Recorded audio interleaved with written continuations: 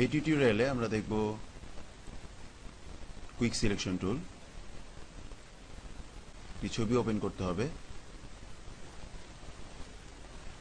Quick selection tool দিয়ে মাউসের button click করে এভাবে ড্র্যাগ করলে সিলেক্ট হবে।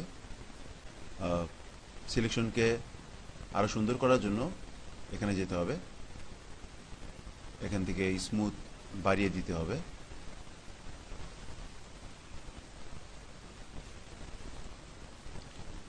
ফেদার দিতে হবে,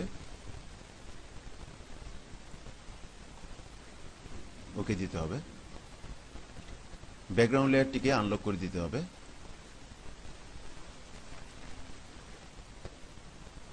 এখন কিবোর্ড থেকে ডিলিট কি চাপতে হবে,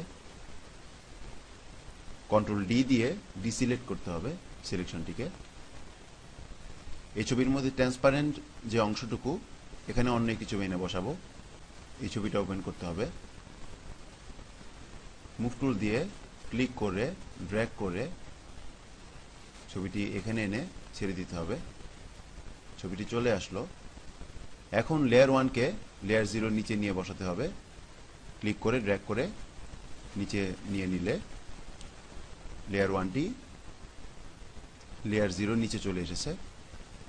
এইভাবে আমরা কুইক সিলেকশন টুলের মাধ্যমে কাজ করতে পারি।